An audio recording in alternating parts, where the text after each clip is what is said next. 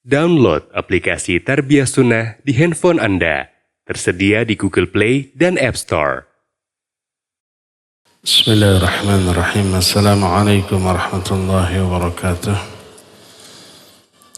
Alhamdulillahi rabbil alamin.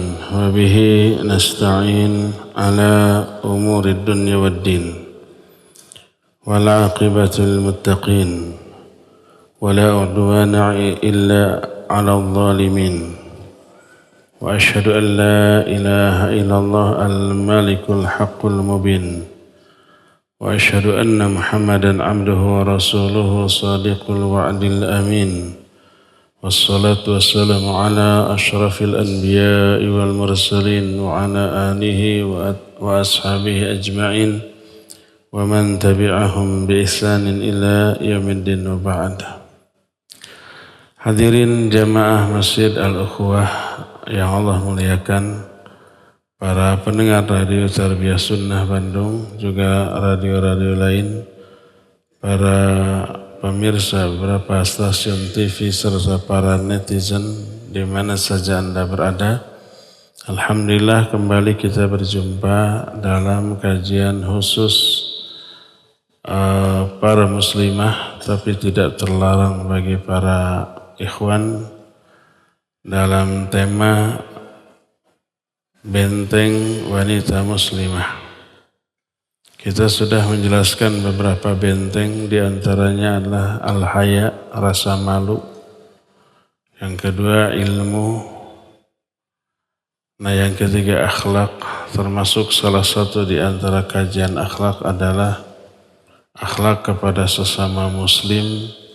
Dan judul yang sedang kita bahas adalah adab-adab berkawan. Bulan yang lalu kita sudah menjelaskan 3 adab di dalam bermuamalah. Pertama adalah niat yang benar. Dalam arti niat kita berkawan itu untuk melaksanakan syariat Allah, perintah Rasulnya, meraih ridha Allah, dan untuk menambah agama kita baik ilmu ataupun amal.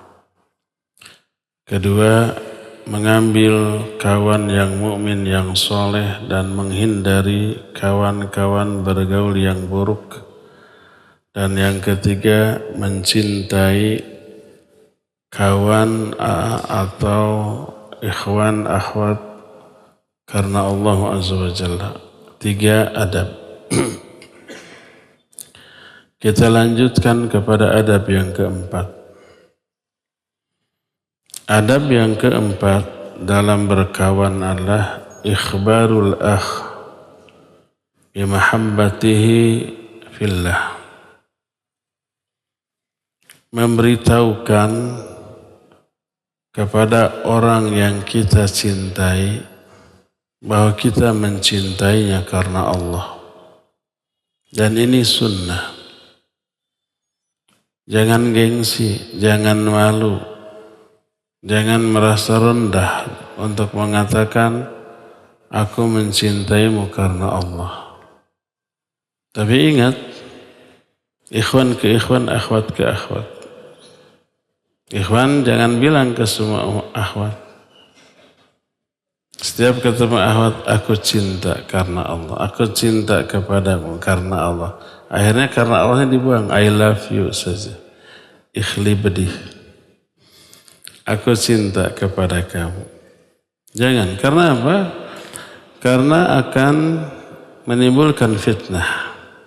Si akhwat GR nanti. Di PHP. Dikira cinta syahwat, ternyata cinta imani, boro berharap, ternyata hanya sekedar ungkapan di lisan semata-mata. Kecewa. Kalau tidak ingin mengecewakannya, kalau tidak ingin menikahinya, jangan memberikan harapan kepadanya. Akhwat ke ikhwan juga jangan. Kamu mau ikhwan mah GR-nya gede. Cukup akhwat ke akhwat, ikhwan ke ikhwan. Dan ini sunnah. Berkata Rasul sallallahu alaihi wasallam,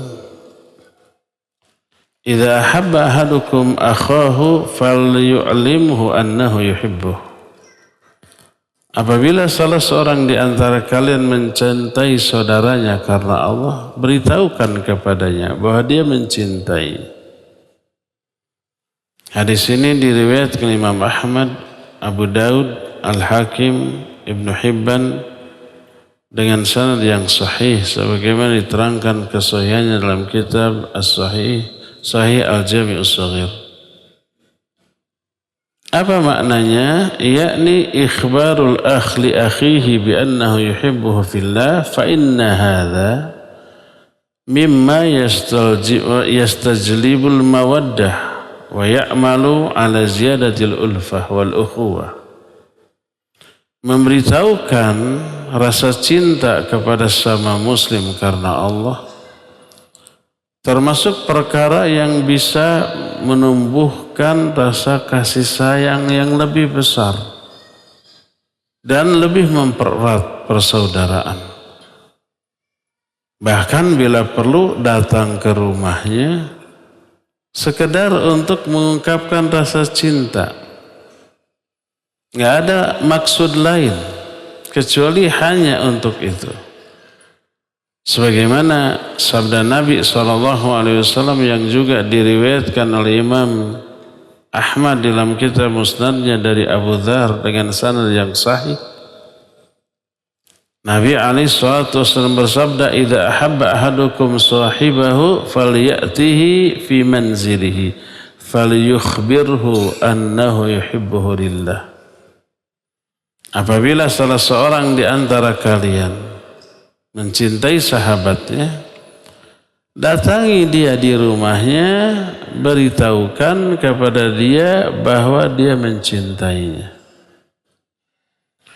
Sunnah. Sampai para ulama ketika mengomentari hadis ini menyatakan, ma ajmalu hadzal adab wa ma a'zamu atharahu 'ala an-nafs wa ma aqallu ma yaf'aluhu. Betapa indahnya adab ini. Betapa besar dampak terhadap jiwa baik yang mengatakannya ataupun lawan bicaranya. Tapi sedikit sekali orang yang melakukannya, bahkan sudah menjadi khabar kana. Maksudnya bukan istilah nahu. Khabar kana itu khabar masa lalu yang sudah tidak ada lagi dalam pengamalan kehidupan kaum muslimin di zaman sekarang. Sampai berkata para ulama, hadza ma'a annahu la yanbaghi al-muslim ay yakhjil aw yastahi min ihya'i sunnatin nabi sallallahu alaihi wasallam wa nashriha wa idhariha bainan nas. Bal inna dzalika min a'zamil a'mali shalihah allati yajri lahu thawabuha. Ini tidak boleh diabaikan atau tidak boleh seorang muslim merasa malu untuk mengungkapkannya, karena ini termasuk menghidupkan sunnah Nabi SAW, menyebarkannya dan menampakkannya di kalangan sama manusia. Bahkan ini sebesar-besar amal soleh yang pahalanya akan mengalir terus. Ada beberapa athar tentang masalah ini. Di antaranya berkata Mujahid, seorang ulama ahli tafsir zaman tabi'in, murid terkemuka dari Ibnu Abbas radhiyallahu anhu. Kata Mujahid, laqiyani rajulun min ashabin Nabi sallallahu alaihi wasallam fa akhadha bimankibayya min wara'i. Ada seorang sahabat Nabi, tidak disebut siapa sahabatnya itu, bertemu dengan aku, dia memegang kedua pundakku dari belakang sambil berkata, amma inni uhibbuk, aku sungguh mencintaimu. Maka menjawablah Mujahid dengan jawaban yang diajarkan oleh Nabi alaihi salatu wassalam. Hadisnya masyhur. Kalau ada orang yang mengatakan aku cinta kepadamu karena Allah, jawab. Gimana jawabnya? Ahabbakalladzi ahbabtanilah. Atau boleh dikatakan ahabbakallahu alladzi ahbabtanilah. Semoga Allah pun mencintai kamu karena kecintaanmu kepadaku, karena Dia, karena Allah. Lalu orang itu berkata, laula anna Rasul sallallahu alaihi wasallam qala idza ahabba ar-rajulu ar-rajula falyukhbirhu annahu ahabba ma akhbartuka. Sahabat tadi berkata, seandainya Rasul sallallahu alaihi wasallam tidak pernah bersabda, apabila seorang mencintai orang lain karena Allah, beritahukan bahwa dia mencintai. Seandainya tidak ada hadis itu, aku tidak akan mengabarkannya kepadamu. Maka inilah yang dilakukan oleh seorang sahabat Nabi kepada tabi'in. Sahabat Nabi tentu saja lebih utama kedudukannya daripada tabi'in, daripada Mujahid yang tabi'in. Dan riwayat ini dinukil oleh Imam Al-Bukhari dalam kitab Al-Adabul Mufrad, dan Syekh Al-Albani rahimahullahu ta'ala menyatakan hadis ini hasan sahih. Berkata Ibnu Abbas radhiyallahu anhuma, dan ini salah satu di antara bukti bahwa orang itu mencintai sesama muslim karena Allah Azza wa Jalla, dan salah satu di antara syarat pokok untuk meraih derajat kewalian dalam pandangan Allah Azza wa Jalla. Untuk menjadi wali Allah, jangan dibayangkan wali Allah itu sosok yang sakti mandraguna, saceduh metu, saucap nyata, bisa terbang, bisa berjalan di atas air. Bukan itu wali Allah, itu mah film atau komik. Wali Allah itu orang yang bertakwa. Ala inna awliya Allah la khawfun alaihim wa lahum yahzanun alladzina amanu wa kanu yattaqun. Dalam surah Yunus Allah menyatakan, ingat, para wali Allah itu tidak ada ketakutan atas mereka dan mereka tidak akan berduka cita. Itu wali Allah. Mereka adalah orang-orang yang beriman dan mereka yang bertakwa kepada. Setiap yang beriman dan bertakwa, dia wali Allah. Kadar kewaliannya sesuai dengan kadar keimanan dan ketakwaannya kepada Allah. Semua kita, semua muslim wali Allah dengan kadar yang berbeda-beda sesuai dengan kadar iman dan takwanya. Makin bertakwa, makin hebat kadar kewaliannya. Dan teraplikasi dalam bentuk seluruh syariat Allah dilaksanakan. Perintahnya diaplikasikan. Larangannya semua dijauhi, itu takwa. Makanya kalau ada wali Allah tidak salat, dijamin itu wali setan. Tapi dia sakti mandraguna. Wali setan juga dukun, bisa sakti mandraguna. Oh, salatnya beda dengan kita. Kalau salatnya beda dengan kita, berbeda dengan yang dicontohkan Nabi SAW, itu bukan Islam lagi. Cukup eling-eling mangka eling. Bukan salat itu. Berkata Ibnu Abbas, man ahabba fillah wa abghadha fillah wa wala fillah wa ada fillah fa innama tunalu walayatullahi bidzalik. Siapa orang yang mencintai karena Allah, benci juga karena Allah. Kadang ada orang tertentu yang harus dibenci, yaitu siapa? Semua orang yang dibenci oleh Allah wajib kita benci. Jangan sampai berseberangan sikap antara kita dengan Allah dalam hal mencintai dan membenci. Membenci orang yang dicintai oleh Allah bahaya, mencintai orang yang dibenci oleh Allah sama bahayanya. Siapa orang yang mencintai karena Allah dan benci karena Allah, wa wala fillah, bermualah, berkasih sayang karena Allah, wa ada fillah, bermusuhan juga karena Allah. Ada gitu yang bermusuhan karena Allah, ada memusuhi orang yang dimusuhi oleh Allah. Orang-orang kafir, para penentang wahyu Allah dimusuhi oleh Allah. Orang yang memusuhi Allah, Jibril dan Rasulnya itu dimusuhi oleh Allah. Kita musuhi juga dia. Itu memusuhi karena Allah. Siapa yang mencintai karena Allah, benci karena Allah. Terus bermualah, berkasih sayang karena Allah dan bermusuhan juga karena Allah. Fa innama tunalu walayatullahi bidzalik. Maka kewalian Allah hanya bisa diraih dengan cara itu.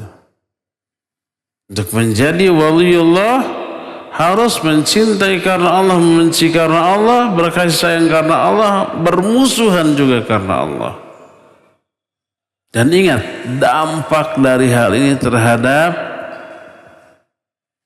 ibadah, kekhusyuan, kualitas munajat seseorang kepada Allah Azza wa Jalla. Ingat, mencintai, membenci, berkasih sayang, bermusuhan itu muamalah, interaksi di antara sama manusia. Tapi lihat dampaknya terhadap kekhusyuan ibadah. Kata Ibnu Abbas radhiyallahu anhu, "Walan tajida 'abdun ta'mal iman wa in kathurat salatuhu wa shaumuhu hatta yakuna kadzalik." Seorang hamba tidak akan bisa merasakan manisnya iman. Aplikasi perwujudan dari manisnya iman ini salah satunya adalah khusyuk di dalam ibadah-ibadah yang mengharuskan kehusuan, salat, berdoa, berzikir, membaca Al-Quran, azan, qomat, itu mengharuskan kehusuan. Itu khusyuk dalam ibadah seperti itu disebut dengan manisnya iman. Termasuk merasakan kelezatan rohaniah ketika ibadah. Dan itu yang sering saya ungkap, surga dunia bagi seorang mukmin. Sebagaimana Syekhul Islam Ibn Taimiyah menyatakan, inna fil dunya jannatan fama lam yadkhulha lam yadkhul jannatal akhirah. Di dunia ini ada surga. Siapa yang tidak pernah memasuki surga dunia, dia nggak akan bisa memasuki surga akhirat. Kata Imam Ibnu Qayyim, surga dunia yang dimaksud oleh Ibn Taimiyah adalah kelezatan rohaniah ketika ibadah. Inilah ta'mul iman. Inilah rasanya iman. Kata Ibnu Abbas, walan tajida 'abdun ta'mal iman wa in kathurat salatuhu wa siyamuha.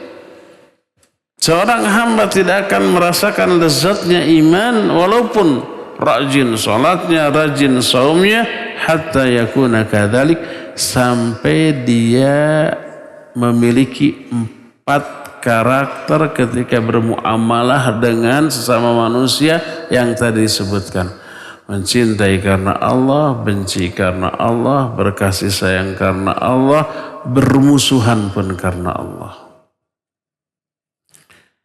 Lalu beliau menyatakan, ingat, ini di zaman para sahabat masih ada. Orang-orang soleh masih banyak. Tapi apa kata Ibnu Abbas?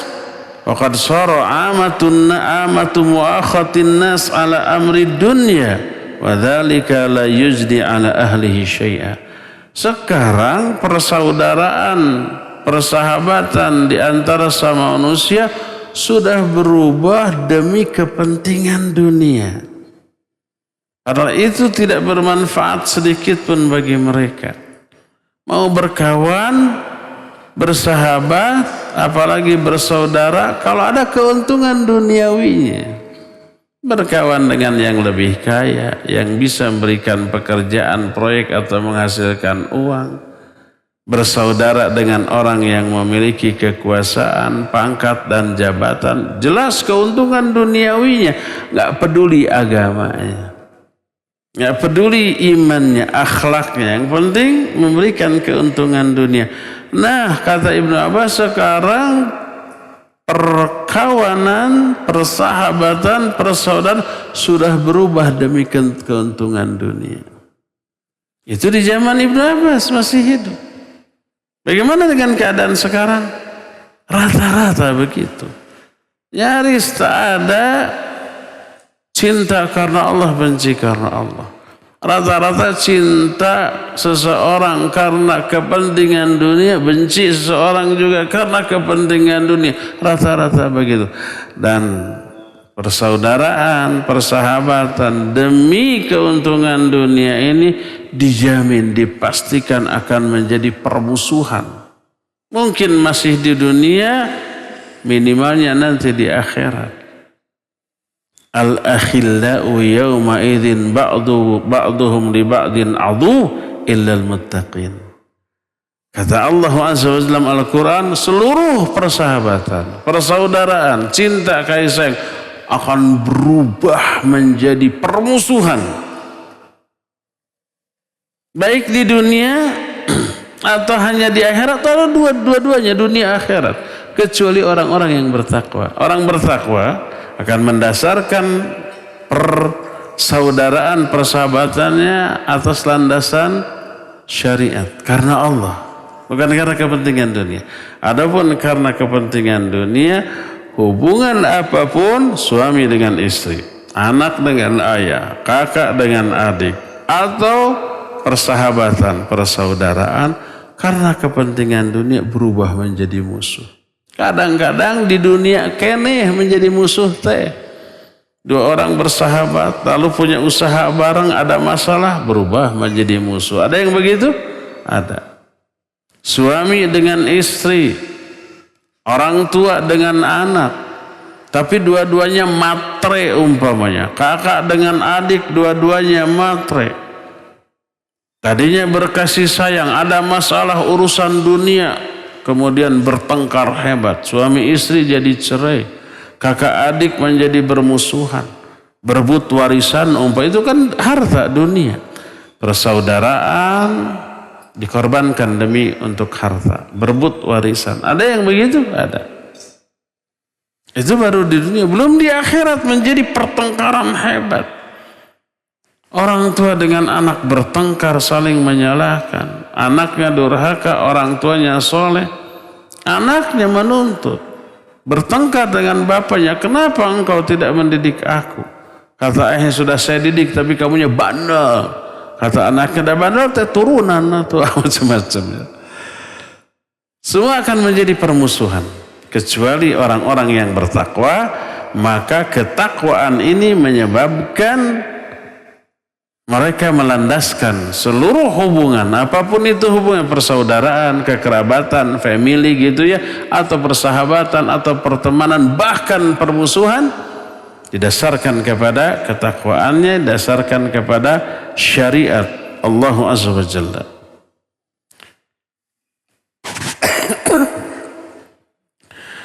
Berkata Imam Hasan Al-Basri rahimahullahu ta'ala, inna ahabba ibadillahi ilallah alladzina yuhibbuna Allah ila ibadihi wa yuhibbuna ibadallahi ilallah wa yas'auna fil ardi bin nasihah. Kata Imam Hasan Al-Basri, sesungguhnya hamba Allah yang paling dicintai oleh Allah Subhanahu wa ta'ala adalah orang-orang yang mencintai Allah melalui hamba-hambanya. Cinta kepada Allah itu diwujudkan dalam bentuk bagaimana dia bermuamalah dengan hamba-hambanya. Dengan Nabi SAW, apakah hamba Allah? Ya, hamba Allah. Nabi itu menjadi, atau tepat nggak atau enggak istilahnya, pelampiasan cinta kita kepada Allah. kita lampiaskan atau kita salurkan kepada Nabi dengan cara bersikap yang selayaknya kepada seorang Nabi. Bagaimana? Ikuti sunnahnya, pegang teguh sunnahnya. Allah berfirman, "Qul in kuntum tuhibbunallaha fattabi'uni yuhibbukumullah wa yaghfir lakum dzunubakum." Katakan olehmu Muhammad, ini surah Ali Imran 31. Kalau kalian benar-benar cinta kepada Allah, ikuti aku. Mencintai Allah melalui hambanya. Wujudkan cinta kepada Allah dalam bentuk mengikuti sunnah Nabi SAW. Nah, kalau hamba Allahnya bukan Nabi, yaitu sesama mukmin, maka wujudkan cinta kita kepada Allah dalam bentuk menerapkan syariat Allah ketika bermuamalah, berinteraksi dengan sesama muslim. Itu yang dimaksud dengan adab-adab syar'i ketika berkawan. Ketika berinteraksi dengan sesama muslim. Maka ini kan kita sedang adab keempat. Adab pertamanya niatkan karena Allah. Adab yang keduanya sudah kita bahas kemarin, memilih kawan-kawan bergaul yang soleh, itu perintah Allah. Hindari kawan-kawan bergaul yang buruk, yang memberi pengaruh buruk. Bukan memusuhi, bukan. Tidak berarti memusuhi, tapi hindari. Kalau bertemu ya say hello boleh, assalamualaikum boleh, memberi nasihat boleh, tapi jangan bergaul rapat karena akan memberi pengaruh yang buruk kepada kita. Allah menyatakan fala taq'udu ma'hum hatta yakhudu fi haditsin ghairi. Jangan kalian duduk-duduk bergaul dengan mereka kalau mau memberi pengaruh yang buruk. Ayat Allah, al-mar'u 'ala dini khalili falyanzur ahadukum may yukhalil. Ini syariat Allah melalui lisan Rasulnya. Seseorang agamanya dipengaruhi agama kawannya, maka setiap kalian hendaklah memperhatikan dengan siapa dia bergaul, berkawan. Memilih. Terus mencintai. Terus beritahukan kecintaan kita kepada mereka. Ini perwujudan cinta kita kepada Allah harus diaplikasikan dalam bentuk bermuamalah sesuai syariat Allah dengan sama muslim. Orang yang seperti ini hamba yang paling Allah cintai. Kata Imam Hasan Al-Basri, "Inna ahabba ibadillahi ila Allah alladzina yuhibbuna Allah ila ibadihi wa yuhibbuna ibadallahi ila Allah." Dan mencintai sesama hamba Allah karena Allah. Mencintai karena imannya, karena akhlaknya, karena keilmuannya, karena kedekatannya kepada Allah. Walaupun miskin, tak berpangkat, tidak memiliki jabatan, kata orang Sunda mata ya araheunana dalam urusan dunia, tapi banyak araheunana dalam urusan akhirat. Kita bisa menimba ilmunya, akhlaknya, ibadahnya, banyak pelajaran yang berharga untuk kepentingan agama dan akhirat kita. Berkawanlah dengan dia. Wa yas'auna fil ardi bin nasiha, lalu dia berupaya ke sana kemari di muka bumi untuk memberikan nasihat kepada sama manusia. Kita sudah pernah bahas nasihat bukan wejangan. Nasihat dalam bahasa Arab bukan wejangan, bukan papatah seperti yang difahami dalam bahasa kita. Karena nasihat asalnya bahasa Arab. Ad-dinun nasiha, ad-dinun nasiha, ad-dinun nasiha. Agama ini nasihat, agama ini nasihat, agama ini nasihat 3 kali. Liman ya Rasul, nasihat bagi siapa? Lillah wa li kitabihi wa li rasulih. Agama ini nasihat bagi Allah, bagi kitabnya, bagi rasulnya. Coba kalau nasihat ini diartikan wejangan, masa agama ini wejangan bagi Allah? Masa Allah dinasihati? Bukan wejangan nasihat. Nasihat itu adalah badlul khair lil mansuhilahu.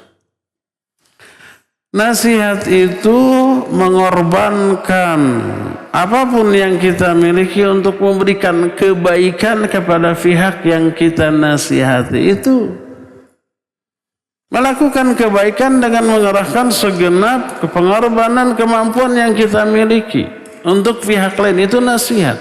Sehingga agama adalah nasihat bagi Allah, maksudnya agama adalah mengupayakan, ikhtiar, usaha, memberikan pengorbanan sebaik-baiknya untuk berbuat baik kepada Allah Azza wa Jalla. Dengan cara mentauhidkannya, beribadah kepadanya dan seterusnya. Agama ini nasihat bagi kitabnya, bagi Al-Quran, artinya melakukan sebaik-baik perlakuan kepada Al-Quran. Demikian juga kepada Nabi SAW. Nah, nasihat kepada sama muslim maknanya memberikan kebaikan kepada sama muslim. Salah satu bentuk kebaikannya adalah pepatah wejangan ilmu, itu nasihat. Wejangan termasuk salah satu di antara bentuk nasihat, tapi bukan itu-itunya. Semua kebaikan yang kita lakukan demi kepentingan manusia itulah nasihat. Berdasarkan hal itu, maka kita melihat bagaimana para sahabat mempraktekkan sabda Nabi SAW. Kalau cinta kepada sama muslim, kabarkan, beritahukan kepada dia bahwa kamu mencintainya. Ini sunnah. Jangan terhalang rasa malu, apalagi gengsi. Masa saya cinta kepada dia amit-amit. Jangan. Sunnah Nabi SAW, dan ini akan berdampak kepada perasaan baik kita maupun dia. Kalau ada orang yang mengatakan, saya senang, suka sekali kepada kamu karena Allah. Bagaimana perasaan kita? Senang. Akhirnya ada respon balik, ada feedback dari kita pun menjadi menyukai dia karena Allah. Akhirnya tambah akrab. Akhirnya tambah sayang, tambah cinta, tambah dekat, tambah bekerja sama, ta'awun al-birri wa taqwa. Akhirnya terjalin persatuan dan kesatuan antara kita dengan mereka. Bayangkan bila semua atau mayoritas individu muslim seperti itu terhadap sesama muslim yang lainnya, maka ikatan persaudaraan akan lebih terjalin lebih luas lagi. Persatuan dan kesatuan akan lebih terikat lebih besar lagi. Dan ini akan menjadi sebuah kekuatan yang sangat dahsyat. Inilah adab yang keempat di dalam berkawan. Kelima, al-adabul khamis. Assalamu alal akh waradus salami alaih, menyampaikan salam kepada sesama muslim dan menjawab salam mereka. Siapa yang walaupun memberi salam lebih dahulu itu sunnah. Menjawabnya apa? Wajib. Umumnya sesuatu yang hukumnya wajib lebih besar pahalanya daripada yang sunnah, itu umumnya. Salat fardu lebih besar pahalanya daripada salat sunnat. Saum Ramadan lebih besar pahalanya daripada saum sunnah Senin, Kamis, ke Syawal, ke Arafah, Muharram. Yang wajib lebih besar pahalanya. Tapi khusus untuk masalah salam, siapa yang lebih dahulu memberikan salam lebih besar pahalanya daripada yang menjawabnya. Walaupun hukum menjawab wajib, memberi salam pertama kali sunnah. Tapi pahalanya lebih besar. Dan inilah penghormatan di dalam Islam, menyampaikan salam, dan tidak boleh bagi kita untuk mengganti dengan ucapan lainnya. Dengan cara selamat pagi, selamat siang, selamat sore, selamat malam, sampurasun, permisi. Bukan terlarang mengatakan semua, tapi yang terlarang menggantikan salam hanya dengan ucapan itu. Nggak perlu salam, selamat siang, cukup. Nggak boleh. Tapi kalau umpamanya didahului assalamualaikum, kemudian selamat siang, boleh. Assalamualaikum lalu sampurasun, boleh. Assalamualaikum lalu punten, permisi dan seterusnya boleh. Tapi assalamualaikumnya nggak bisa digantikan karena itu syariat Allah.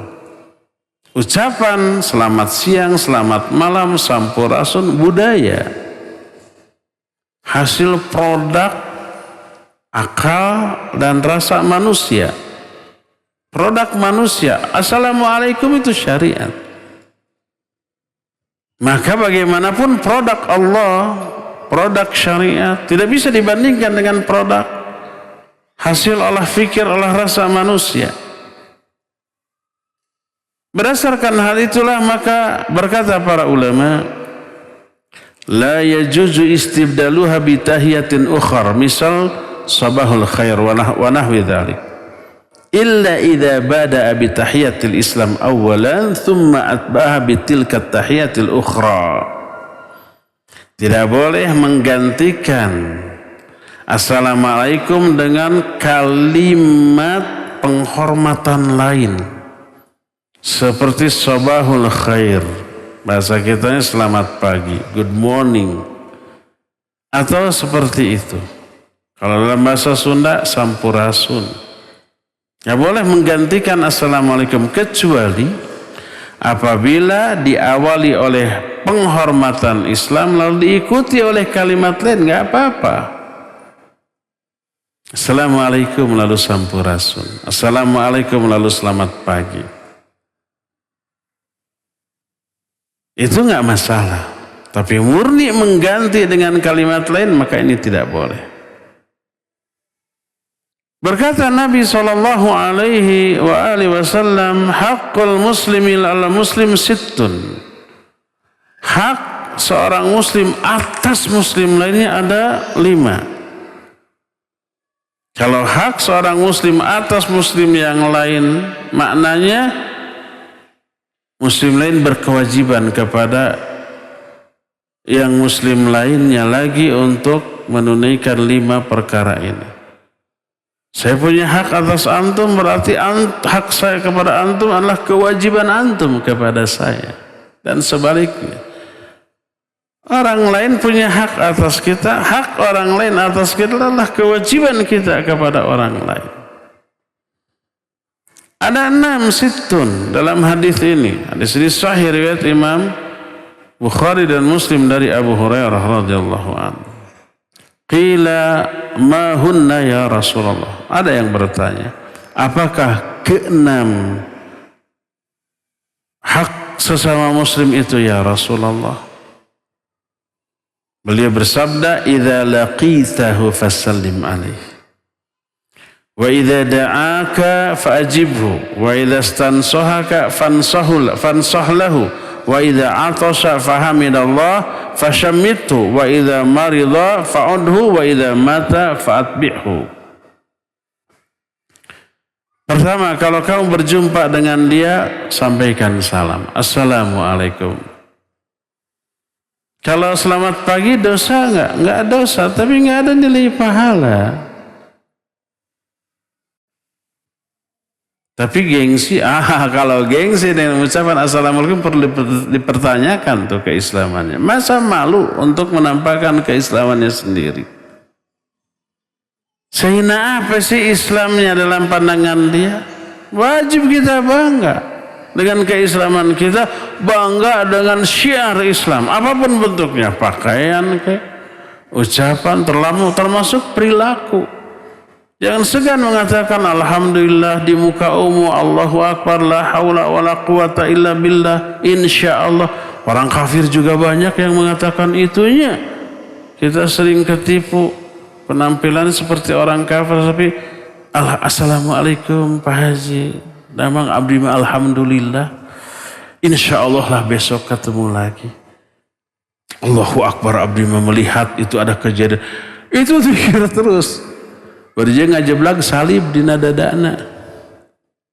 Orang kafir aja nggak malu. Masa kita malu? Harus bangga. Tidak boleh. Tidak boleh malu. Kalau kamu berjumpa dengan dia, sampaikan salam. Wa idza da'aka fa'ajibhu. Kalau dia mengundangmu, hadiri undangannya, penuhi undangannya. Dan undangan yang wajib maksudnya adalah undangan pernikahan. Kalau kita tidak punya uzur untuk tidak datang, nggak boleh tidak datang, wajib datang. Kecuali kalau ada uzur, terlalu jauh di luar kota umpamanya, atau umpamanya kita sakit, atau ada kewajiban lain yang berbenturan dengan ini, atau di tempat undangannya itu ada perkara yang wajib kita hindari, berupa maksiat, berupa adanya minuman makanan yang tidak halal, berupa umpamanya ada organ tunggal atau organ rame-rame, ada musik adanya, nggak boleh. Itu uzur. Tapi kalau tidak ada uzur untuk hadir, maka wajib hadir. Tidak ada uzur untuk tidak hadir, maka wajib hadir.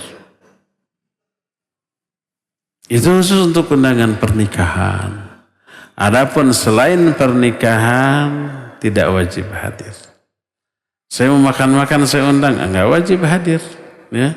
Atau umpamanya, apalagi kalau undangan itu undangan yang merupakan sesuatu yang menyimpang dari syariat, ulang tahun dan seterusnya, maka jangan. Ini yang kedua, fa idza stansahaka fansah lahu. Apabila kamu dimintai nasihat, kasih dia nasihat. Ini kewajiban yang ketiga. Keempat, fa idza atasa fahamidallah fasyamitu. Kalau dia bersin lalu memuji kepada Allah, hamdalah, maka doakan dia dengan doa yarhamukallah. Dengan syarat dia alhamdulillah. Hasih alhamdulillah yarhamukallah. Kalau dia tidak mengucapkan alhamdulillah, tidak disyariatkan untuk dua hal. Pertama, tidak disyariatkan mendoakan yarhamukallah. Yang kedua, tidak disyariatkan untuk mengingatkan, mana alhamdulillahnya, saya sudah siap yarhamukallah nih, nggak perlu. Karena apa? Karena mengatakan alhamdulillah ketika bersin hukumnya sunnah. Tapi mendoakan yang bersin lalu alhamdulillah hukumnya wajib. Dan yang sunnah tidak boleh dipaksa. Menyuruh orang lain untuk melakukan yang sunnah dengan nada mendesak, kok nggak alhamdulillah gitu. Ilzam namanya. Ilzam itu mewajibkan orang terhadap perbuatan yang sunnah, tidak boleh. Ilzamun nas ala nawafil la yajuz. Mewajibkan, memaksa orang untuk melakukan yang sunnah, maka tidak boleh. Ada seorang sahabat di hadapan Nabi SAW bersin, tapi dia tidak alhamdulillah. Maka Nabi SAW tidak mendoakannya. Lalu ada sahabat lagi bersin, alhamdulillah. Lalu Nabi mendoakan yarhamukallah. Sahabat yang awal tadi protes, ya Rasulullah, saya bersin tidak didoakan, dia bersin didoakan. Lalu Nabi menyatakan karena dia hamdalah, sedangkan kamu tidak. Dari sinilah termasuk Imam An-Nawawi rahimahullah menyatakan tidak disyariatkan mengucapkan, mendoakan yarhamukallah bagi orang yang bersin tapi tidak alhamdulillah. Dan juga tidak disyariatkan untuk mengingatkan dia untuk hamdalah. Karena Nabi SAW juga tidak menegur orang itu. Kenapa kamu nggak alhamdulillah ketika bersin? Enggak, dibiarkan. Tapi tidak didoakan. Inilah yang keempat. Apabila seseorang bersin lalu hamdalah, doakan dia dengan doa yarhamukallah. Itu yang keempat. Kelima, wa idza maridha fa'udhu. Kalau dia sakit, layat dia.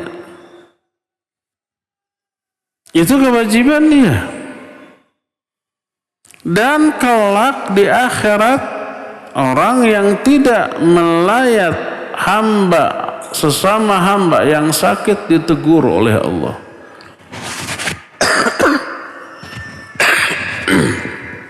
Kalau sakitnya batuk nggak perlu. Karena masih bisa beraktivitas. Kalau sakitnya namru, ya Maksudnya nggak perlu, nggak wajib. Kalau mau boleh, nggak apa-apa. Tapi saya sudah di sini sekarang. Allah berfirman di hadapan Bani Adam pada hari kiamat, ya ibna Adam, wahai anak Adam. Ini hadisnya panjang.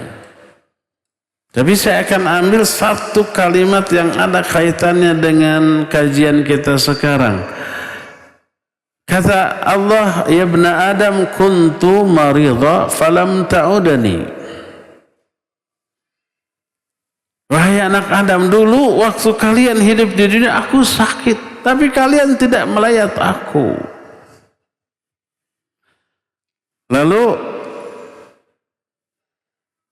manusia berkata, Rabbi kaifa a'uduka wa anta rabbul alamin. Ya Allah, bagaimana aku melayatmu padahal engkau adalah penguasa semesta alam. Masa Allah sakit gitu. Lalu Allah menyatakan, ini takwil, makna sakit di sana apa? Ya, tapi ini penjelasan langsung dari Allah, bukan dari manusia. Kata Allah, amma alimta anna abdi kana maridan falam ta'udhu. Dalam riwayat lain ini tambahan, mudraj namanya. Anna abdi salih kana maridan. Ada dulu hambaku yang saleh, sakit. Falam ta'udhu, tapi kamu tidak melayatnya. Teguran dari Allah. Amma alimta in uddahu wajadtani indahu. Padahal kamu kan tahu, kalau kamu melayatnya, kamu akan menemukan aku ada di sampingnya. Ini sejenis sukhriyah atau celaan. Rugi loh kamu kalau nggak melayat. Padahal kalau kamu melayat, aku tuh berada di sampingnya loh. Dan ini menunjukkan orang yang sakit dan yang melayat orang sakit dekat dengan Allah, dan doa ketika melayat yang sakit dikabul oleh Allah. Kedekatan seorang hamba dengan Allah selalu dikaitkan dengan diijabahnya doa, ya enggak? Al-Quran, hadis menyatakan begitu. Al-Quran menyatakan, wa idza sa'alaka ibadi anni fa inni qarib ujibu da'watad da'i idza da'an. Kalau kamu bertanya, kalau hambaku bertanya kepadamu tentang aku, jawab, aku dekat. Setelah Allah mengatakan aku dekat, aku mengijabah setiap doa yang berdoa kepadaku. Jadi kedekatan Allah dikaitkan dengan diijabahnya doa. Aqrabu ma yakunu bainal 'abdi wa bainar rabbi wa huwa sajid fa'akthiru fi du'a. Jarak terdekat seorang hamba dengan Allah adalah ketika sujud. Maka perbanyak olehmu doa ketika sujud, kan gitu.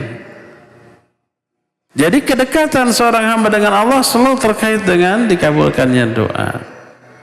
Salah satu orang yang sedang dekat dengan Allah adalah ketika dapat musibah. Termasuk salah satu musibahnya adalah sakit. Yang melayat orang yang terkena musibah juga sedang dekat dengan Allah. Coba berdoa kepada Allah Azza wa Jalla. Manfaatkan saat momen menjenguk orang sakit untuk berdoa. Doakan orang yang sakit, silakan juga berdoa untuk diri sendiri. Karena itu merupakan momen yang makbul. Ini kewajiban yang kelima, wa idza marida fa'udu, kalau sesama muslim sakit, layat dia.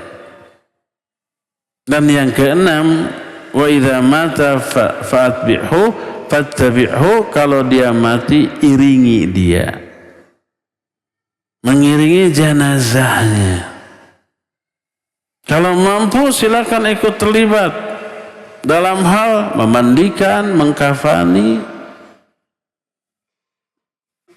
dan menguburkannya. Kalau memang berkemampuan dan dibutuhkan. Tapi kalau tidak dibutuhkan, malah hanya merepotkan saja, ya. Kata orang Sunda mah lauk buruk milu mijah. Jangan ikut terlibat memandikan. Cukup yang memandikan itu orang terdekat yang dipercaya saja, yang bisa dipercaya kemampuan dalam aspek syar'i untuk memandikannya harus bagaimana, minimal berapa kali gitu ya.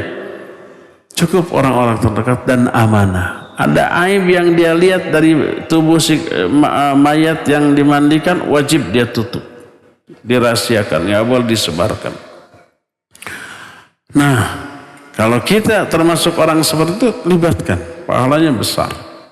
Demikian juga mengkafani. Mensolatkan mah mau mampu mau tidak pasti mampulah, minimal jadi makmum wae atau turut munding. Terus ikuti jenazahnya ke kuburan dari belakang, itu yang lebih utama. Boleh di kiri kanan depan, tapi yang lebih utama adalah di belakang dan berjalan kaki. Dan tunjukkan ekspresi kesedihan. Jangan sampai sambil mengiringi, sambil nggak bodor, tertawa-tawa, ngobrol nggak karuan keras, nggak beradab. Dalam suasana berduka dia tertawa-tawa. Bahkan zikir pun oleh para ulama tidak disyaratkan, diam ketika apa? Mengiringi jenazah. Kalau mau zikir silakan dalam hati. Ambil ibrah pelajaran. Sekarang kita mengiringi dia, besok mungkin kita yang diiringi oleh orang lain.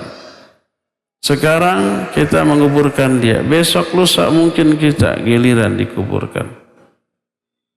Yakin dan sadar terdapat itu mestinya takut, persiapan, mestinya sedih, mestinya ngeri. Gak boleh ada ekspresi kegembiraan, apalagi tertawa-tawa. Keluarganya menangis, kita tertawa-tawa. Terus sampai kuburan. Itulah 6 kewajiban. Menyampaikan salam ketika berjumpa, memenuhi undangan ketika diundang ke pernikahan, ketiganya memberi nasihat bila diminta, keempatnya mendoakan yang bersin kalau dia mengatakan alhamdulillah, kelimanya melayat orang yang sakit, keenamnya mengikuti jenazahnya, mengikuti prosesi penguburannya.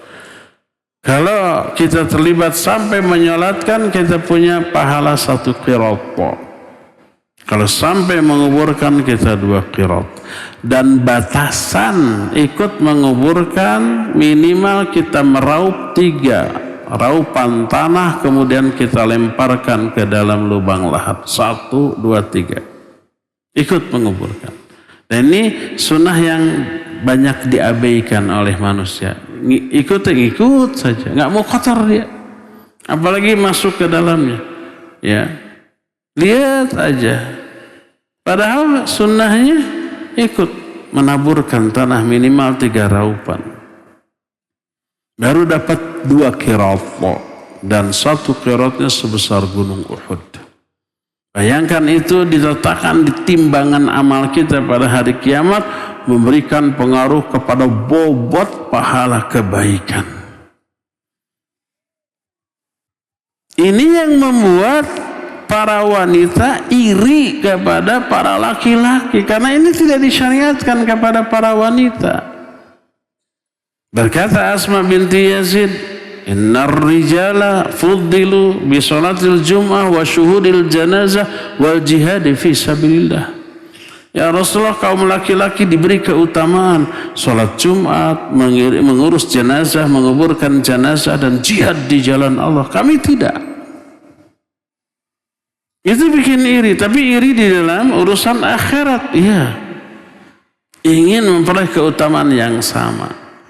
Tapi apapun itu syariat tetap memberikan solusi. Kalau ada syariat yang berlaku bagi lelaki dan tidak berlaku bagi wanita, ada gantinya. Gantinya lebih enteng, lebih ringan. Kata Rasul sallallahu alaihi wasallam kepada Asma, pulang beritahukan kepada wanita di belakangmu bahwa bagusnya sikap kalian kepada suami-suami kalian dan ikhtiar kalian untuk meraih ridho suami-suami kalian ta'dilu kulla ma dzakarti, itu sebanding dengan amalan-amalan yang kamu sebutkan tadi. Pahalanya sebanding dengan Jumatan, mengurus jenazah dan jihad fisabilillah. Tanpa risiko. Kalau kaum muslimin laki-laki jihad risikonya mati, risikonya terluka, risikonya tertawan, risikonya cacat seumur hidup. Makanya pahalanya besar. Para wanitanya pahala jihadnya dapat, risikonya enggak. Asal berupaya meraih keridhaan suami dan bersikap bagus ketika bermuamalah dengan suami. Memasakkan, beres-beres, nyapu, ngepel, nyupir, nyuci piring, nyuci baju, membuat suami senang, ridho. Pahalanya sebesar jihad tanpa risiko terluka. Gak ada wanita yang digips tangannya, kakinya pincang, lalu ditanya, itu habis ngapain? Habis jihad di rumah, nyuci piring sampai begini. Gak ada. Maksimal ya kakerut ku peso ketika nyiksik bawang mungkin ada ya. Tetap ada solusi dalam syariat ya terhadap permasalahan yang muncul di kalangan manusia. Inilah adab yang keempat ketika berkawan. Yang pertama, niat karena Allah. Kedua, memilih sahabat kawan yang soleh solihah. Yang ketiga, mencintai mereka karena Allah. Yang keempat, memberitahukan rasa cinta kita kepada mereka. Ya, itulah yang keempat. Yang kelima adalah menyampaikan salam dan menjawab salam apabila kita keduluan. Kita terus yang keenam. Tapi waktu sudah habis. Keenam bulan depan saja kita masuki sesi tanya jawab. Wa sallallahu ala nabiyina Muhammadin wa ala alihi wa sallam.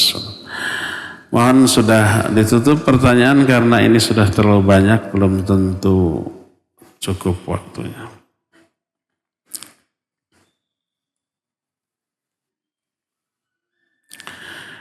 Ustadz, kakak Ana mengundang untuk datang acara syukuran. Akan tapi syukurannya syukuran rumah. Dan 2 tahun meninggalnya ibu dalam satu waktu. Apa Ana wajib datang? Tidak wajib. Karena yang wajib tadi adalah undangan apa? Pernikahan. Kecuali kalau kakak si penanya ini nikah lagi, iya datang. Jadi wajib? Tidak wajib.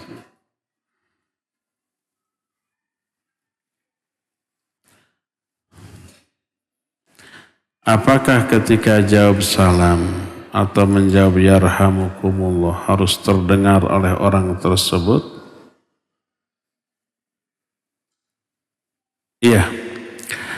Iya, terdengar agar apa? Tidak menimbulkan madarat. Kalau orang lain assalamualaikum, kita jawabnya berbisik. Waalaikumsalam. Apalagi dalam hati, dia bisa suudzon.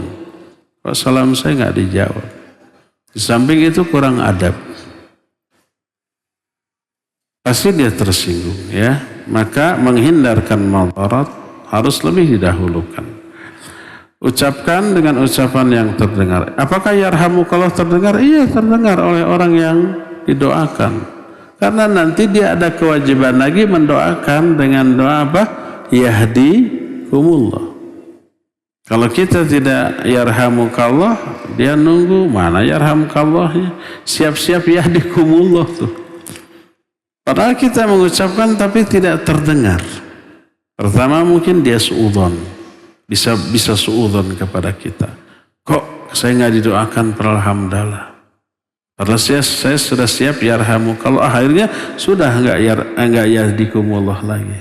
Ya, maka terdengar oleh dia.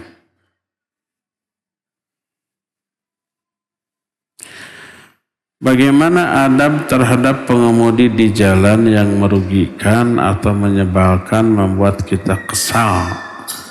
Apa wajar jika kesal atau berlaku hadis jangan marah di kasus ini? Maksudnya apa? kebut-kebutan, bisa mencelakakan orang lain gitu. Iya, adab tidak hanya berlaku di darat saja. Jalan raya juga darat ya. Juga berlaku ketika mengemudi, harus santun. Sayang di kita tidak ditunjang dengan undang-undangnya.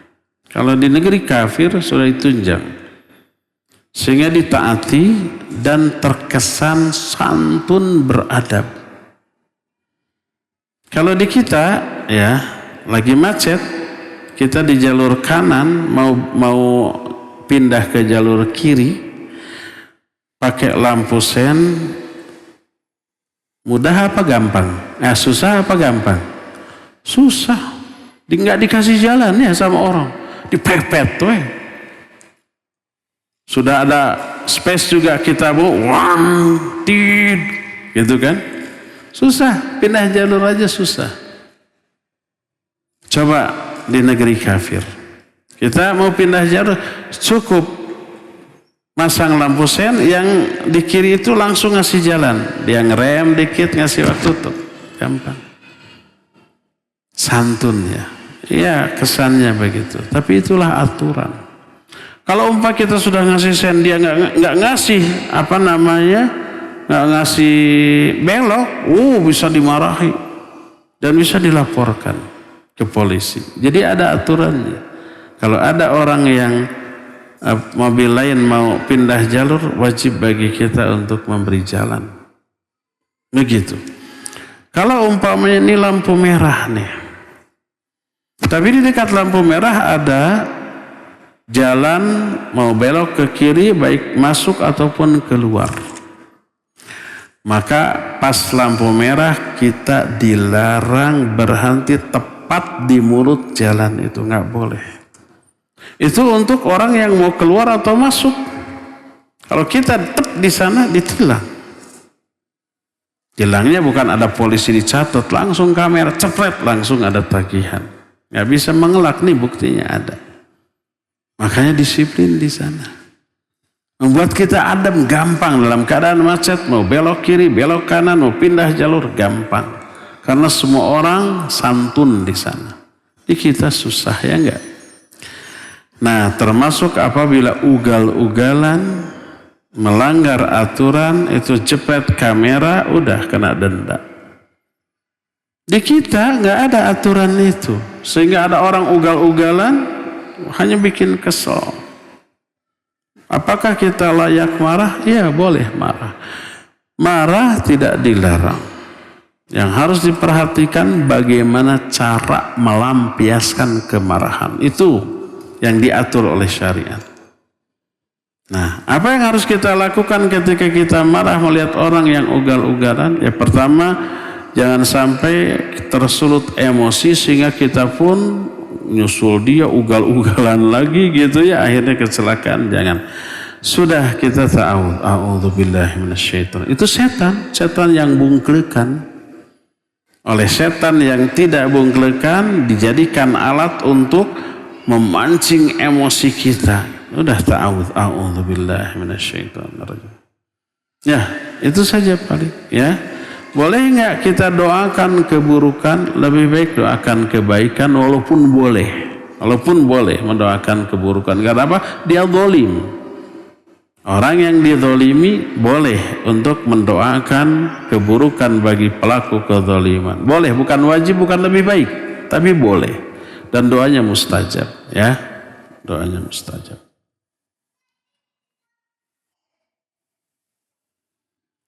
Bagaimana adab menyapa di dalam chatting? Ya sama dengan obrolan salam dulu. Boleh nanya kabar dulu. Baru masuk ke inti. Apakah didahulukan menulis Bismillahirrahmanirrahim atau Assalamualaikum? Bismillah tidak perlu untuk ditulis. Tapi kita aja ketika menulis mengucapkan Bismillah. Ya. Assalamualaikum ya. Jangan disingkat AS atau AS, WR, WB, nggak ada pahala. Assalamualaikum. Boleh nggak pakai stiker? Boleh. Sekarang kan gampang, pilih stiker, assalamualaikum, kirim, sudah. Jawabnya pakai stiker lagi. Jadi obrolan tuh banyak pakai stiker. Apa kabar, kan ada ya stikernya. Dijawab alhamdulillah saya bari begini.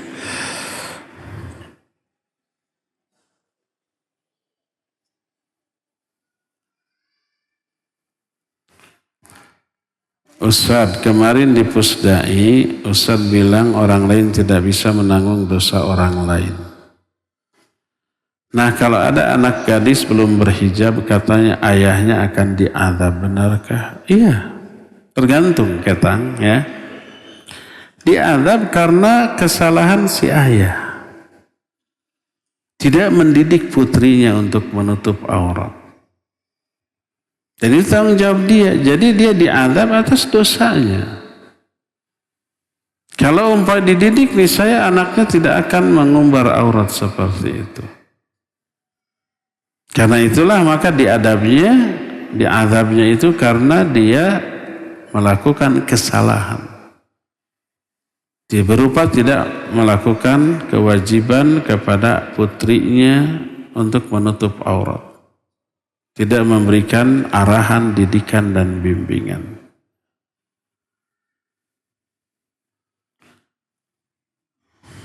Uhibbuka fillah, ahabbakallahu alladzi ahbabtanillah. Atau ikhwan, atau akhwat. Tulisannya kayak ikhwan.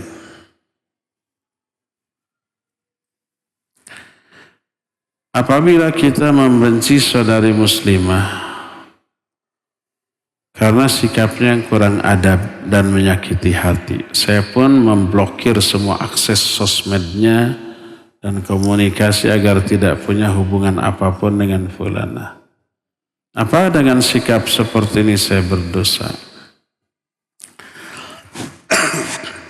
Kalau ini jurus terakhir, tidak dosa, memang harus begini. Jadi kalau ada orang karakternya buruk, itu sudah menasihati, tidak mempan, sudah mengupayakan berbagai macam cara, tidak mempan, sudah dihajar, hajar bahasa Arab bukan bahasa Indonesia, artinya diboikot, tidak disapa, tidak ditegur, tidak diajak bicara, tapi tetap ngeyel, bahkan tambah menjadi-jadi, dan pertemanan kita dengan dia memberi efek buruk, boleh kita jauhi.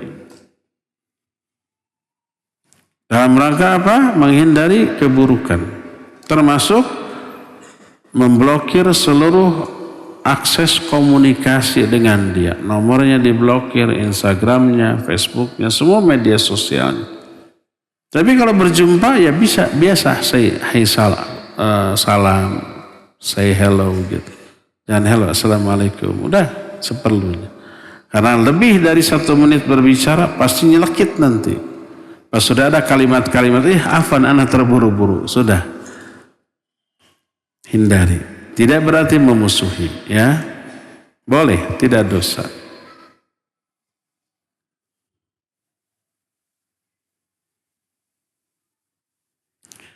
Bagaimana cara membenci atau memusuhi orang yang Allah benci atau murkai, seperti orang kafir, dengan tetap berakhlak baik terhadap mereka, dan bagaimana batasan akhlak baik terhadap orang-orang kafir. Penyebab dibencinya mereka adalah karena perilakunya. Pertama karena keyakinannya yang buruk, mungkin syirik atau kufur, dan ini berefek pada perilaku karena itunya. Bukan karena orangnya, ras mana, kulitnya bagaimana, rambutnya gimana, apakah dia berotot atau buncit, bukan karena itu, tapi karena keyakinan dan perilakunya. Kita tetap menyayangi fisiknya. Nah, makanya benci kekafirannya, syiriknya, kemaksiatannya, perilaku buruknya. Tapi berupayalah menyelamatkan fisiknya dan jiwanya dengan cara didakwahi, dinasihati terlebih dahulu. Kalau berubah, alhamdulillah dia akan berubah menjadi orang yang kita cintai. Tapi kalau dia berperilaku lebih buruk daripada sebelumnya, menghujat Islam, menghujat agama kita dan seterusnya, iya, bencilah dia. Kalau sampai memerangi, perangi lagi. Memeranginya adalah ibadah, ya. Tapi setidaknya tidak bermuamalah sama orang kafir yang memerangi kita. Tapi kalau orang kafir itu tidak memerangi kita, kita boleh muamalah. Berjual beli, utang piutang tanpa riba, pinjam meminjam, gadai menggadai tanpa riba, boleh. Allah berfirman, la yanhakumullah anil ladzina lam yuqatilukum fid din wa lam yukhrijukum min diyarikum an tabarruhum wa tuqsitu ilaihim. Allah tidak melarang kalian untuk berbuat baik, berbuat adil kepada orang kafir yang tidak memerangi kalian dan tidak mengusir kalian dari negeri kalian. Innama yanhakumullah 'anil ladzina qatalukum fid din wa akhrajukum min diyarikum wa dhaharu 'ala ikhrajikum an tawallawhum. Allah hanya melarang kalian untuk bermuamalah dengan orang kafir yang memerangi kalian atau mengusir kalian dari negeri kalian atau membantu orang lain yang mengusir kalian dari negeri kalian. Nah, ini baru nggak boleh. Silakan perangi yang seperti ini, ya. Tapi orang kafir yang tidak memerangi boleh kita bermuamalah selama tidak mempengaruhi agama kita, akidah dan perilaku akhlak kita. Bagaimana menasihati teman yang berniat nonton konser, sedangkan saya ini juga baru hijrah, baru belajar. Iya, nasihatnya jangan nonton lah. Pertama mahal, jutaan katanya. Yang kedua berdesak-desakan. Yang ketiga terutama itu dosa gitu. Dilarang oleh Allah dan Rasulnya. Tapi ada ustaz yang membolehkan musik dan nyanyian, eta berawal dari adanya ustaz yang membolehkan musik dan nyanyian, akhirnya seluruh jenis musik dan nyanyian dibolehkan. Karena mereka juga punya batasannya, jenis musik yang bagus, akhirnya di generalisir, boleh. Yang menjawab itu boleh karena jamaahnya kebanyakan artis. Jadi kalau umpamanya diharamkan bisa bubar. Itu yang paling ditakuti. Tegas saja, yang benar-benar, yang salah-salah. Haram-haram, tetap haram. Walaupun dimusuhi. Para nabi, para rasul dimusuhi karena kebenaran yang mereka sampaikan.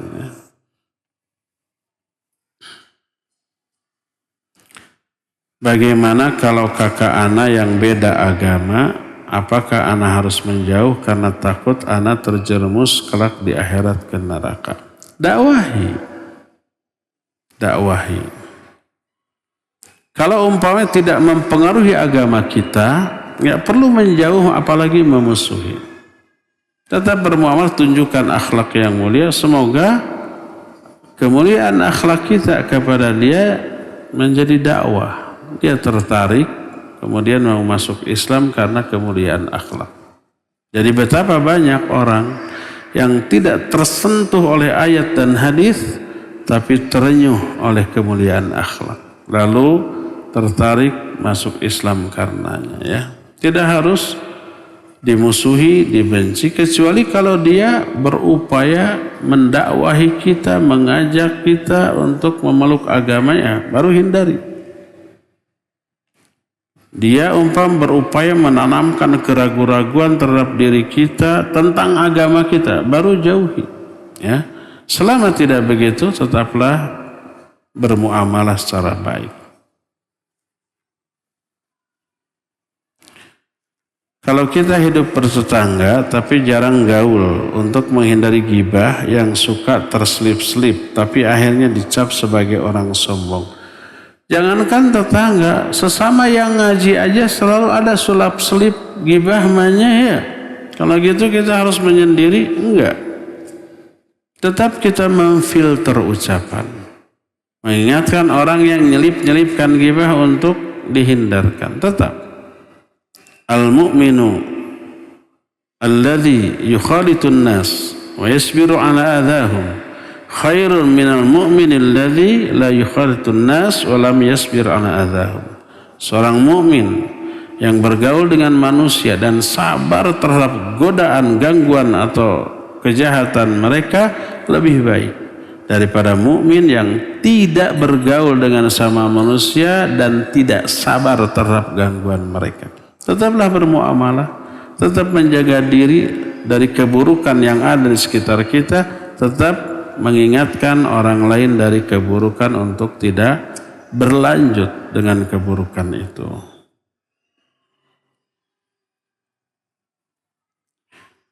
Saya jarang, bahkan tidak pernah ikut pengajian rutin di kompleks rumah saya karena takut tergelincir dengan ilmu yang tidak sesuai dengan dalil sahih. Bolehkah saya menetap demikian? Harus menghindar. Ini firman Allah, fala taq'udu ma'ahum hatta yakhudu fi haditsin ghairi. Kalau umpamanya kamu melihat ayat-ayat Allah diolok-olok, jangan kalian duduk-duduk bersama mereka. Ayat ini oleh para ulama dijadikan dalil untuk tidak boleh duduk menghadiri majlis taklim yang menyimpang penjelasannya. Salah satu cara atau wujud mengolok-olok ayat Allah itu, ayat Allah ditafsirkan semau-maunya.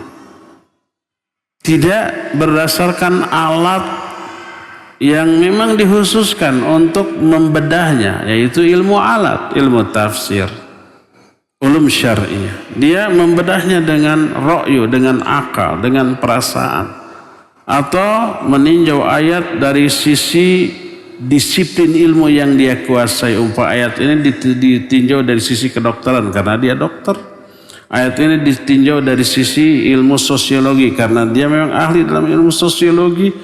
Maka ilmu itu bukan alatnya untuk membedah ayat Al-Quran.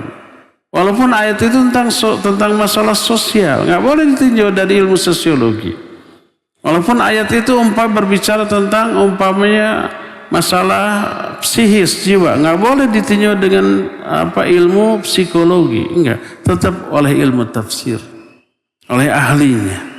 Nah, kalau umpamanya Al-Quran difahami dengan ra'yu, dengan disiplin ilmu lain yang tidak ada kaitan dengan Al-Quran yang sedang dibahas, maka itu sama dengan istihza, dan itu wajib dijauhi. Kata Allah, fala taq'udu ma'ahum, jangan kamu duduk-duduk bersama mereka. Iya, kalau memang pengajian itu diisi oleh orang yang menyimpang pemahamannya, maka tidak boleh kita hadir.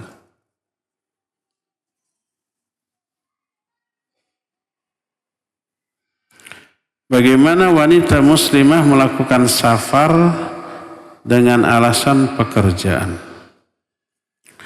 Kalau safarnya dengan mahram boleh, tidak masalah. Nah, sekarang kalau tidak dengan mahram, hukum asal tidak boleh. Kecuali dalam kondisi darurat, dalam arti nggak ada alternatif lain. Umpamanya dia sebatang kara nggak punya mahram, tapi harus pindah ke luar kota. Kalau tidak pindah ya pokoknya haruslah. Akhirnya dia safar sendirian, ya apa boleh buat. Karena tidak mampu memiliki mahram. La yukallifullahu nafsan illa wus'aha. Sedangkan kepindahan harus. Adapun kalau masih ada alternatif, ada mahram atau safar itu bisa dihindarkan, tidak harus safar, maka tidak boleh safar tanpa mahram. Kecuali untuk menunaikan kewajiban, seperti umpamanya haji. Dia sudah terkena kewajiban haji tapi tidak ada mahram. Mayoritas ulama membolehkan dia berhaji tanpa mahram. Kalau hajinya yang pertama wajib. Kecuali kalau haji kedua, ketiga gitu ya. Itu sunnah, maka tidak boleh tanpa mahram. Demikian juga umrah yang pertama wajib, maka silakan tanpa mahram. Tapi kalau yang kedua, ketiga, maka tidak boleh lagi.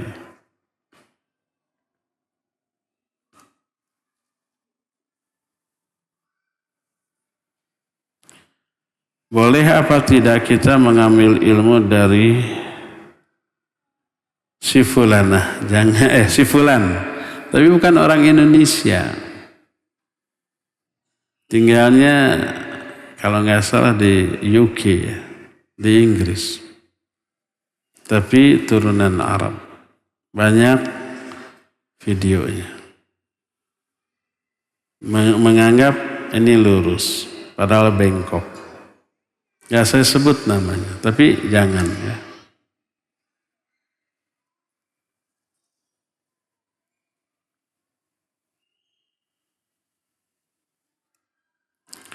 Saya sering dititipi salam jika ingin silaturahmi kepada keluarga besar, tapi saya selalu jawab tidak janji disampaikan takut lupa. Betul nggak jawaban saya? Lebih tepat insya Allah saya sampaikan. Ternyata lupa nggak dosa. Karena orang yang lupa itu tercabut kolam dari atas dirinya ya. Kalau ternyata lupa tidak dosa.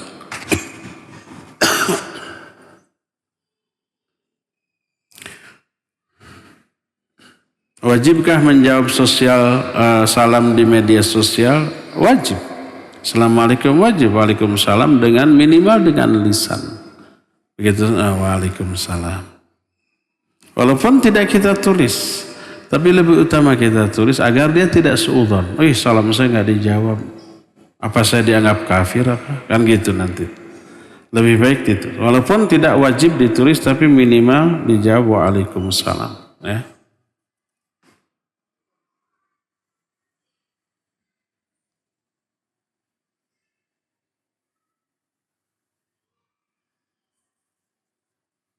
Terakhir yang enteng aja deh.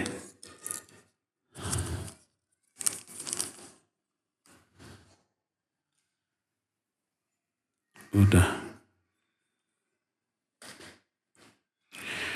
Jika mengucapkan salam hanya ikhwan ke ikhwan, ahwat ke ahwat, atau boleh lawan jenis? Tidak boleh ke lawan jenis. Karena kaidah menyatakan daf'ul mafasid muqaddamun al-jalbil masalih. Menolak madarat harus lebih didahulukan daripada meraih manfaat. Kita salam untuk meraih manfaat pahala. Tapi dengan salam jadi madarat. Bertemu tadinya saling tidak melihat. Assalamualaikum, waalaikumsalam, ngaliuk, prok pamprok, saling tatap. Sebulan nggak akan lupa. Oleh karena itulah maka kepada sesama yang masih muda sebaiknya tidak salam. Kecuali kalau memang sudah terlanjur pak amprok gitu ya, dan sudah berkomunikasi, mau ada pertanyaan ya boleh salam. Tapi kalau sengaja, assalamualaikum dari jauh.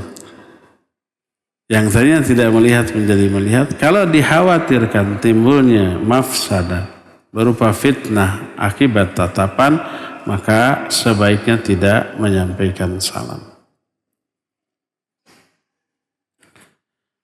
Apakah hak-hak muslim hanya sama muslim saja? Bagaimana dengan non-muslim? Tidak wajib. Contoh umpama non-muslim sakit, apakah boleh muslim menjenguk? Tidak wajib tapi boleh. Kalau tidak menjenguk tidak dosa. Tapi boleh menjenguk? Boleh. Sunnah enggak? Sunnah. Berpahala? Berpahala. Nabi melakukan? Ya melakukan. Ada seorang anak Yahudi membantu Nabi SAW lalu sakit parah. Dijenguk oleh Nabi SAW. Lalu diajak kepada Islam. Anak itu melihat ke bapaknya seolah-olah minta izin. Minta persetujuan. Bapaknya bilang, ati' Abul Qasim, taati Abul Qasim. Akhirnya dia bersyahadat. Masuk Islam mati. Kata Nabi SAW, kita lebih berhak terhadap anak ini dibanding bapaknya. Akhirnya diurus oleh Nabi dan para sahabat. Abu Talib dalam keadaan sakit parah didatangi oleh Nabi SAW. Kemudian diajak kepada Islam. Ini menunjukkan dibolehkannya melayat orang kafir yang sakit dalam rangka mendakwahinya, walaupun tidak langsung ajak ayo masuk Islam. Tapi kedatangan kita ya memberikan support itu jadi dakwah tersendiri bagi dia. Ini orang beda agama tapi baik, peduli, perhatian, memberi support yang tidak saya dapatkan dari orang yang seagama dengan saya. Akhirnya simpati kepada Islam. Bisa saja menjadi jalan dakwah bagi dia ya. Ya, cukup sampai di sini. Mohon maaf tidak seluruh pertanyaan dibahas karena terbatasnya waktu. Insyaallah kita jumpa kembali esok di waktu yang sama dan tempat yang sama membahas masalah tauhid. Subhanakallahu bihamdik asyhadu an la ilaha illa anta astaghfiruka wa atubu ilaik walhamdulillahi rabbil alamin. Wassalamualaikum warahmatullahi wabarakatuh.